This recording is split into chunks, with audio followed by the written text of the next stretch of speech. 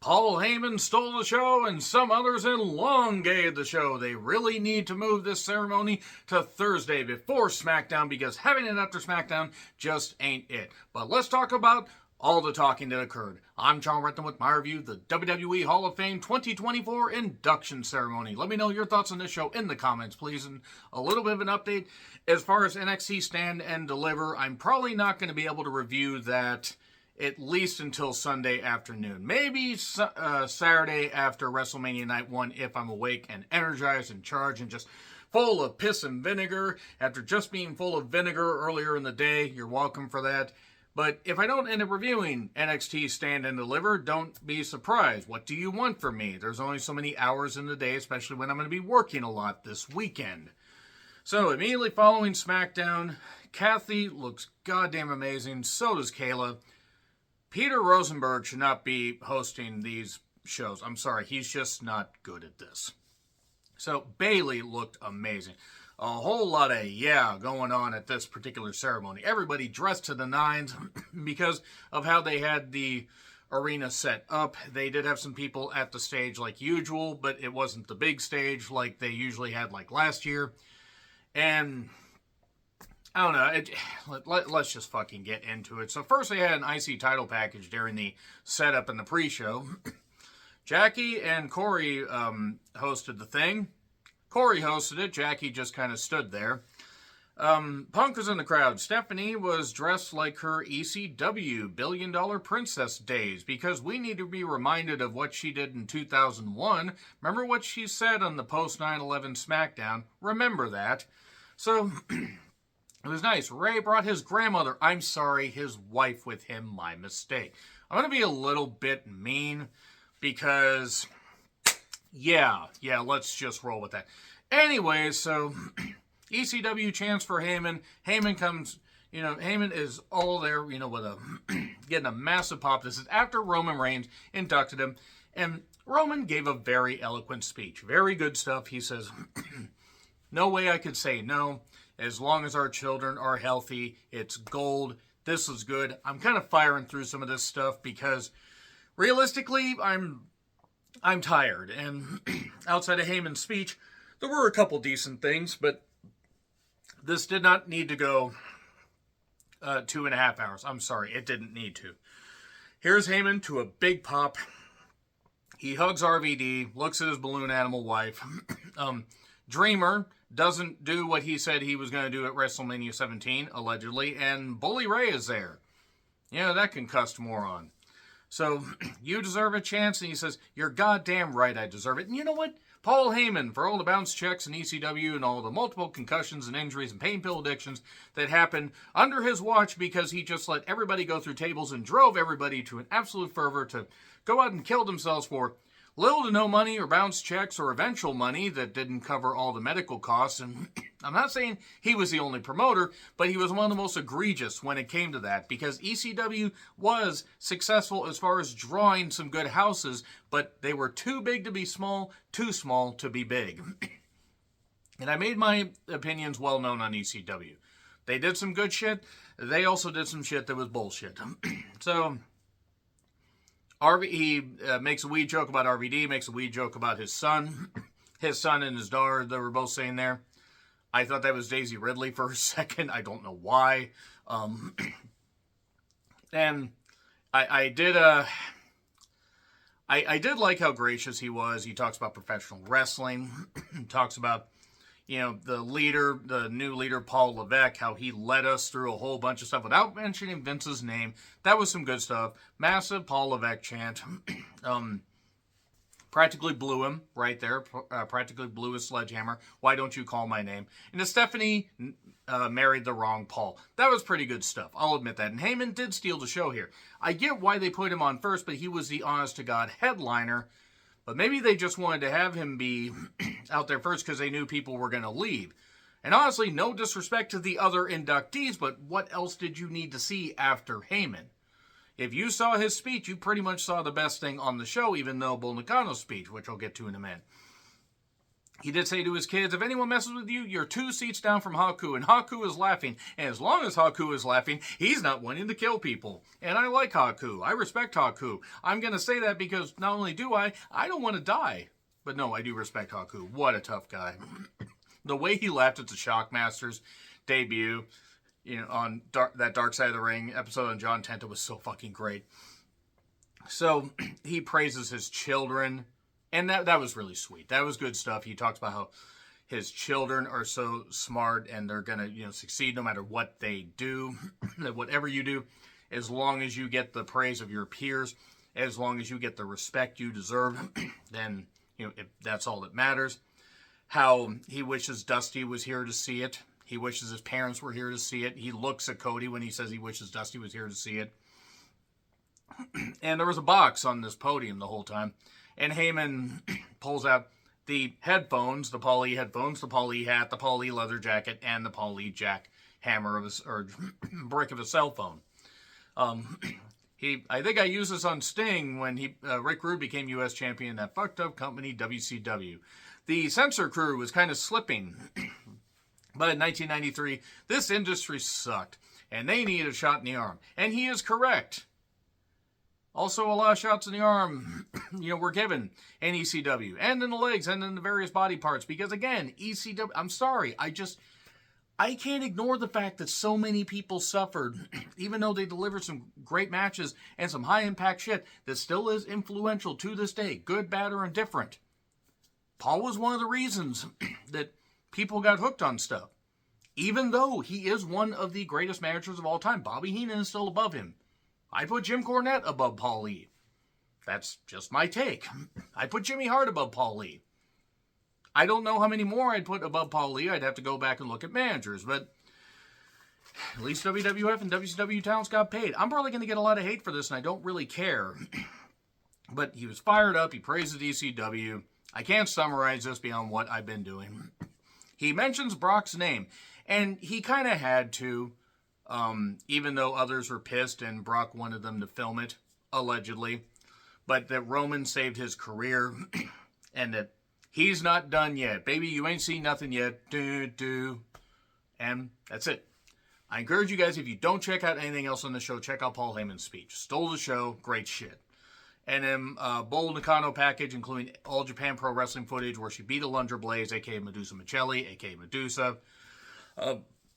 And Bull Nakano's influence. And I say this as somebody that did respect Bull Nakano and first saw her in her WWF run. Even though a little bit later on I did have a friend that got some Japanese tapes from tape trading with various people. And did get to see some stuff after the fact. And Bull Nakano, the leg drop off the steel cage, the shit that she would do, the impactful nature of her, and the hair, the style, the face paint, the way she would hit her, Aja Kong, and various others got me into watching a lot of All Japan women's wrestling. And it was great shit. It was great shit. So, Bull comes out. Medusa was very, very gracious in talking about her. I was afraid she was a little bit drunk. And she was putting Bull Nakano over. Nakano looks amazing. Absolutely amazing. She has aged so goddamn gracefully. And I mean that. And she looked so pure and just so nice and she was so gracious. There were a few rude people in the audience. Those that were being kind of rude or whatever, fuck y'all. It was good stuff. Obviously, English is her second language, but she powered through it. She did good. Praise Medusa. And shout out Luna Vachon, which got me. That got me. Luna deserved a whole lot better than she got in WWF. And if they hadn't been so enamored with Sable and actually put effort into the women's division, Luna could have been a goddamn star. Luna had her demons. There's no doubt about that. She thanked everybody. She suggested possibly one more match. You know what? Her teaming with Kairi, Asuka, and Io, that would be... One, it would mean a lot to them. You could protect the fact that Bull, even though I'm sure she's tough, is still, approaching 60. It means something. I don't know who the fuck they'd face. It would be safe enough with her, but there you go. Rhea and Becky package Muhammad Ali inducted by Taker. Taker decided to induct Muhammad Ali because he felt he was one of the good ones. I'm not going to apologize for some of the shit I say about the man that Taker actually is. Not the character, not the gimmick. Muhammad Ali was very influential. His wife Lonnie accepted. And, you know, Zoe remembers Ali's first fight, by the way. Yeah, little dig right there. And good for Lonnie. Talked about the People's Champion thing. The People's Champion thing actually, I believe, originally went to DDP. Because you had DDP and Ali on a cover of TV Guide? The TV Guide or People's Magazine? Might have been People's Magazine. Nevertheless, here's Rock to accept a championship, the People's Championship, and they turned this into an angle for no reason. He mentions Rocky Johnson. Oh yeah, Rocky Johnson. Hey, how'd Rocky Johnson do around the women? The women that he allegedly forced himself on and playing strip poker with an underage girl, and now he's rotting in hell. Yeah, that Rocky Johnson. The soulless man, Rocky Johnson. Yeah, I'm being a little bit mean. I don't really care. The U.S. Express were up next. Mania 1 participants. Taylor, a.k.a. Bo Dallas, and Mika. I forget actually how to say her name, and I just watched the Bray Wyatt documentary. Brother and sister come out to induct them into the Hall of Fame, and they acknowledge passing of Bray, which got a lot of tears flowing on social media and also in the crowd, you could see, and it meant a lot to them. And it is still hard to believe that Bray has only passed away a little while ago. And U.S. Express came out. Barry's had his health issues. He's powering through them. Mike Rotunda has powered through his own after losing his son. I can only imagine how he's feeling. We get IRS chants. And then he wishes his son was there, which was very moving. They bust out the cell phones, the fireflies, and that meant a lot. And that was cool. That was good stuff. I really did appreciate that. But then, so yeah, it was nice. It was a nice tribute to Bray as well on a big stage. I have no doubt that he will go in next year, and he will likely headline, and they'll have the entire Rotunda family out there. The ones that are still there and the ones that are there in spirit, so that will be nice. New Day comes out, but we have Big E. Big E back on a WWE program. I know he's been on a couple pre-shows, but it's just nice. Big pop, and he does the, feel the power, because Thunderbolt Patterson is, the next inductee. Thunderbolt Patterson, that very influential as far as a talker. He was basically a black preacher. I mean, that's what he came across as on TV, seeing the archival footage and stuff like that. And he was a big star. Was he the best worker? No, he didn't need to be, though, because he was over in enough areas to where he was still influential to this day. Call somebody. Road Dogg didn't realize he got that from him. Yeah, Road Dogg had to steal from everybody because he doesn't have any talent of his own. Thunderbolt comes out in a wheelchair with some guy, I didn't quite catch his name. Driving Mr. Patterson. I don't know why I said that. So, he hugs Gerald Briscoe. Thunderbolt, that is. And they had to go to a video package because it was going to take a while for him to get in the ring, even though they took down the ropes, because he's 82, he's in a wheelchair. I mean, I don't blame them. He preaches a lot. I kept hearing Foghorn Leghorn when he talked. I thought we were going to get a Sanford & Son thing. Elizabeth, I'm coming. Thankfully, we didn't. The man's 82, and I honestly thought the Thunderbolt passed away a few years ago. I'm glad he didn't. I'm glad he was able to be there for this.